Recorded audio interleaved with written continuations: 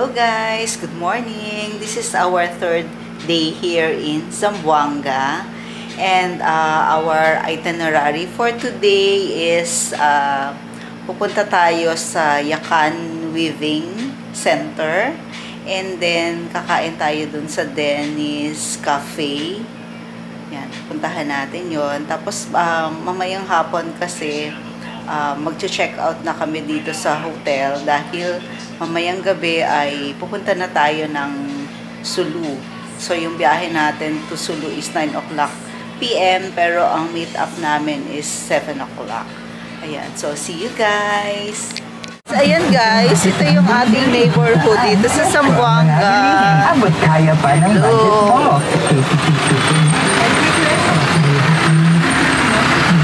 So ayan yung hotel. Malapit lang to sa SM Mindpro, SM Mall.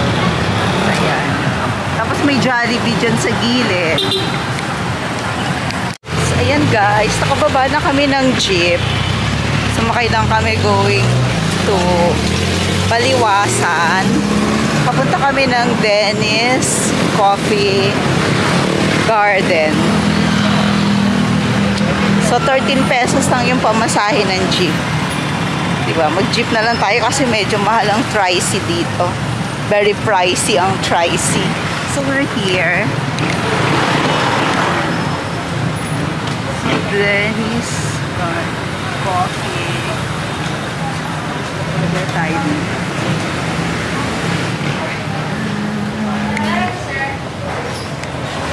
Hi, good morning. Merong, so, dito na tayo sa Dennis Coffee Garden. Nandito. Ganda ng ambience.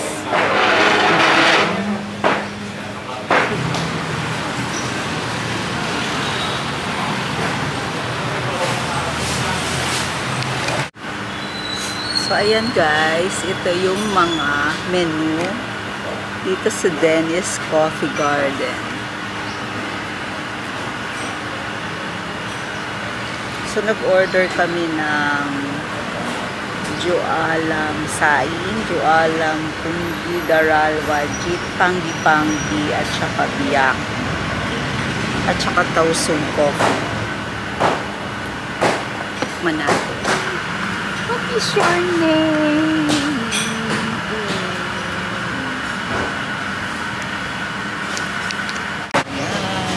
Kompleto na ang ating bangbang soup. Ito yung in-order natin. We ordered daral, biyaki, daral, biyaki,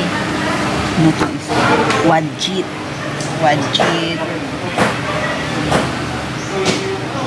jualan, panggi, at saka jualan sain. And Tausug Coffee. And that's it guys. And that's it.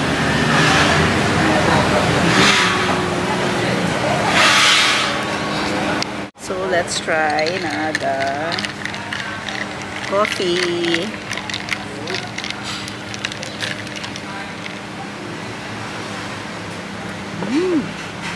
Sarap. Guys, ang sarap ng kape nila. Ang sarap. Saktong-sakto lang yung timpla. Hindi siya masyadong matamis. Hindi rin siya masyadong matapang.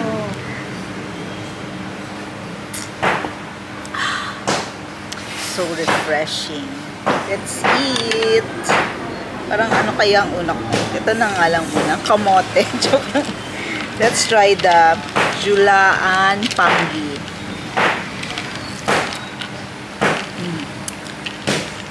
Ano itong dyan? Kamote. Fried kamote. Tapos, ang masarap ng sausawan nila. Sarap ng sausawan. Ay, yeah. Parang gano'n. Ang sarap ng sausawan. Sarap po. Sarap, diba? Sabi ni Pia, masarap daw yung kape. Try natin next yung jualan sai. So, ano lang to, banana. Siyempre, ang catch dito yung sausawan. Sarap. Sarap. Sarap. Sarap. Yung pagkaka-fry kasi sa saging, parang ang lutong. Ang lutong niya sa labas. Malutong siya, pero hindi siya sunog. Ako lang ang sunog. So, ano nga to? Wajit. Let's try the wajit. This wajit, eto na. Yeah, wajit.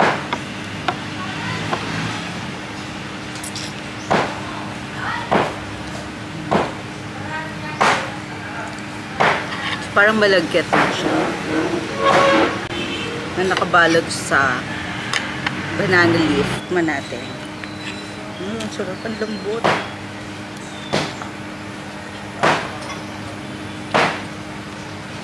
Sarap. Sakto-sakto lang yung timpla, hindi matamis. So let's try naman guys the daral. Yes, daral.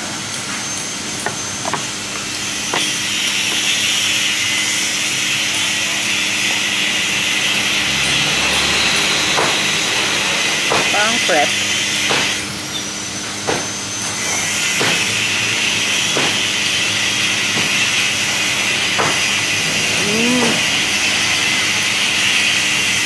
Parang ano siya,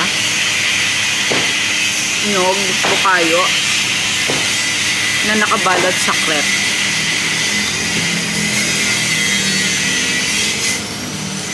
At, masarap din. Masarap din. Ito.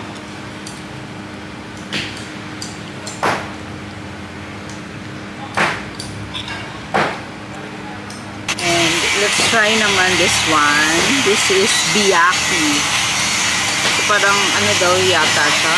Corn. Nakabalot din siya sa corn husk.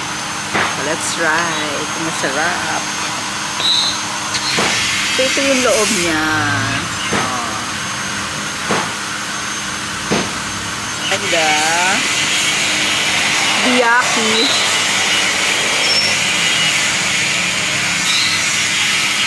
Tapos ang mais. Parang kaparehas siya ng maha. Parang ganun. Ayan guys. And lastly, ito yung pinahuli natin. Natitikman. Yung panggi-panggi. Sarap guys. Nakakabusog. Busog na kami. Meron kaming take out. Ayan. So sa isang order, tigdadalawa na yung bibigay sa inyo. Tapos 5 pieces na saging. Parang 6 pieces na yung jualan panggi. Pero the rest, 2 pieces ang isang order. So pwede na for 2. Hati na kayo. So ayan guys, we're done here in Denny's Coffee Garden. Ayan, naubos namin yung mga food. Meron lang kaming konting pinabalot para merienda namin later. And sobrang sarap ng pagkain, nakakabusog. At lalo na yung Sulu Coffee, na-appreciate namin. Parang talagang authentic yung taste niya. Yan, punta kayo dito guys, recommended. Ayan guys, after namin dun sa Denny's Coffee Garden, andito naman kami sa Yakan Village. Sumakay lang kami ng jeep galing doon. Ayan, sumakay lang kami ng jeep galing doon. And then, baba na kami dito sa tapat na siya. Ito siya guys, oh, Yakan Village.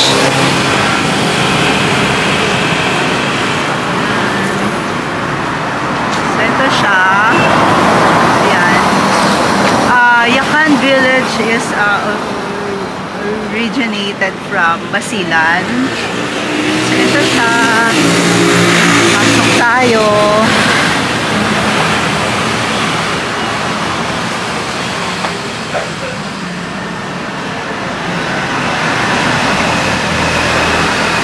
Tingnan natin, mukhang may mga nagwe-weave din dito. Nakita ko sa mga ibang vlogs.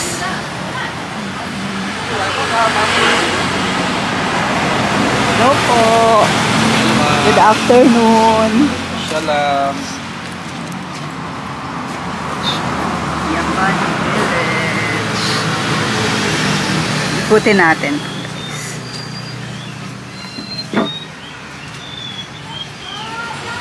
Bienvenidos sa PEN Philippine Experience. Malawak pala dito.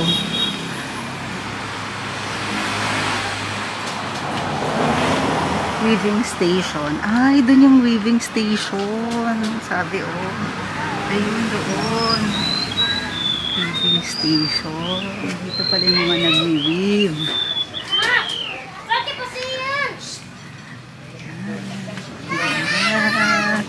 Hello po. Good morning. Yes. Yakan Village. Ayan sila. Ang cute, oh. Ang cute, oh. Si ate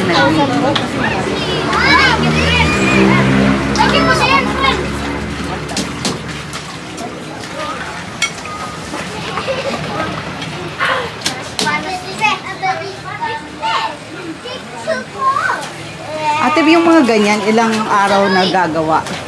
Ano ma'am? Plain sa 1 meter 5 to 6 days. Tagal din pala, no? Ilang oras yon sa isang araw? Walang 8 o'clock hanggang 12 kasi lalabas sa kain. Tapos pahinga konti. Siguro mga 1 o'clock papasok ulit. Hanggang 5 na. Ang tagal din pala, no? Ang Yes, tagal po, ma'am. gawin. Kasi isa-isahin po talaga siya.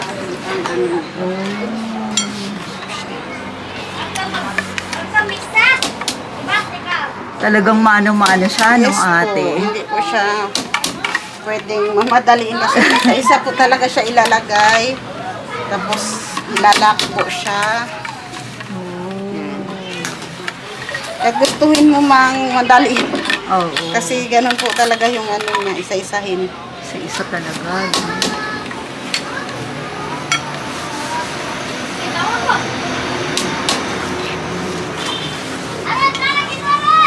Guys, bibili tayo dito ng mga ating souvenir from Yakan. Wala kayong small na Wala. Yan si ate.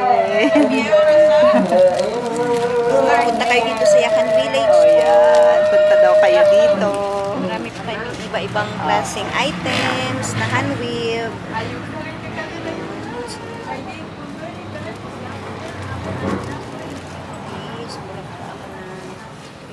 Bawal na tea. Pinahiram ni ate. Pang-aura. Okay. So, ayan guys. We're done here in Yakan Village. Pabalik na kami ng Pueblo. Zamboanga Pueblo. Ayan. So, nakabili kami ng parang konting souvenir lang. Originally hand-woven from Yakan Village. Diba? Para meron naman tayong souvenir. Bye! So, ayan guys, nandito kami sa may Paseo del Mar. Sa gilid lang nito, andito yung ticketing office para sa Santa Cruz Island. Papareserve tayo.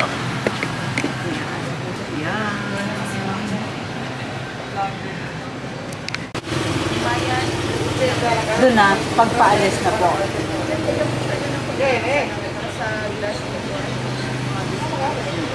Sige. Wait lang po Yan. Fill-upan daw natin to. Tapos, ang payment sa ano na Monday na. Pag po andun na tayo sa ferry terminal. Yan. So, ayan guys, nakapagpa-reserve na kami for Santa Cruz Island para sa Monday. So, pag pupunta kayo dito at gusto nyong mag-visit sa Santa Cruz Island, magpa-reserve na kayo ahead. Kasi parang limited lang yung slots na tinatanggap nila dun sa island.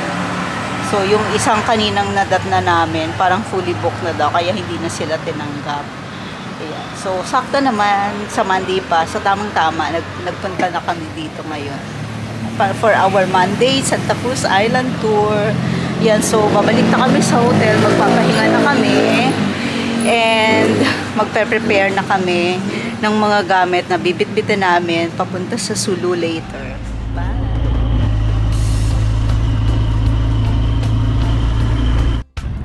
So, ayan guys. Nandito kami sa Paseo del Mar para dun sa boat na papunta ng Santa Cruz Island. Ang cute.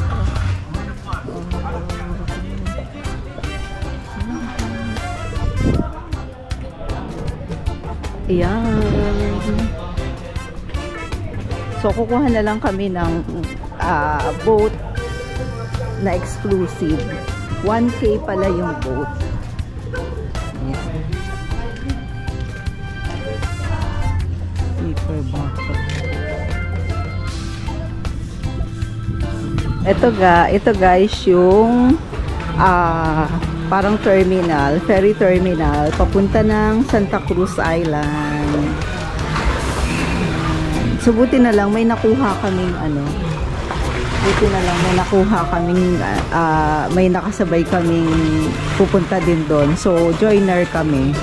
At least hindi namin babayaran yung buong 1K. Pero pag exclusive tour, 1K ang bayad. O, diba? Nakatipid kami. Ayan. Hindi na ako maliligo. Wala akong dalang panligo. Si Pia na lang. So, I have my second knickerbocker here in Zamboanga. Yan po. Ako. Sina. First time niyo po sa Santa Cruz? Opo. Oh. Hindi po kayo taga dito? Taga Leyte kami. Taga Leyte. Dadrap pa kami ng Cebu.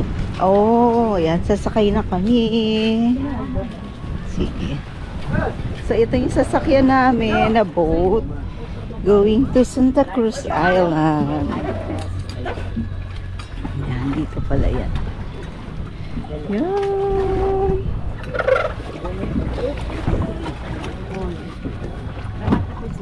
Kuya, pakian mo. Yeah!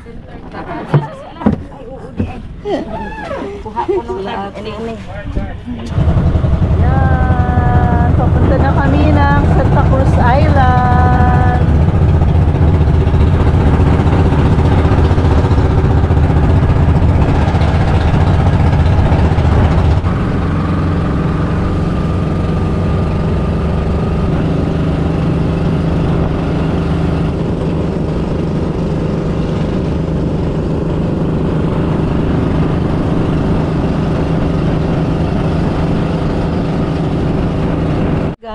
Nandito tayo sa Pink Beach dito sa Santa Cruz Island sa Zamboanga. Yan, oo nga, ang dami mga pink na mga buhangin. Ang ganda. Yun yung boat na sinakyan namin. Mag-rent tayo ng Vinta mamaya para sa ating photo.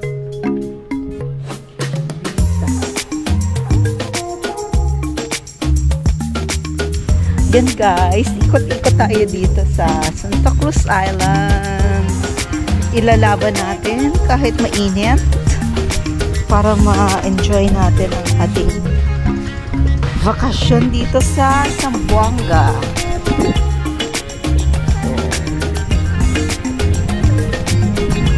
Pasyal-pasyal tayo here in Santa Cruz Island. Siguro mga ano lang, Mga 30 minutes nga lang yung biyahe ng boat going here from Zamboanga. Ito yata yung Great Santa Cruz Island.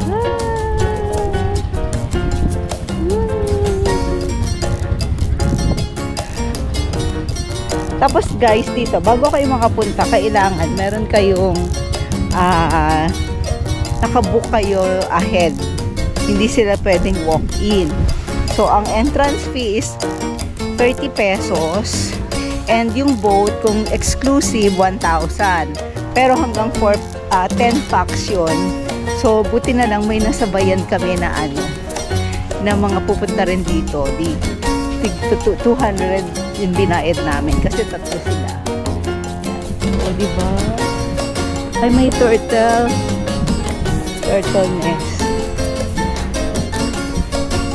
Wala naman nga turtle nest.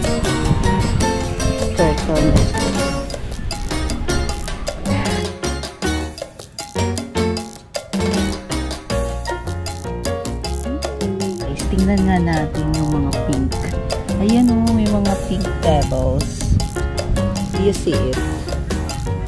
Hindi ko lang ito makikita sa dito sa GoPro. Pero, ayan o, kitang-kita. May mga pink sand.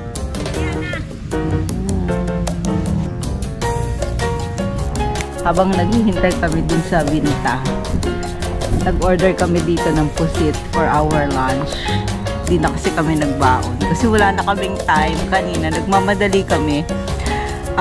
Dumating kami ng Zamboanga Port is parang 7:30 na. Tapos nag-proceed pa kami dun sa hotel. Buti na lang yung hotel. Ang galing ng hotel namin. Kasi kahit nag-early check-in kami, walang charge. Walang i-charge sa amin. Ay, ang ganda.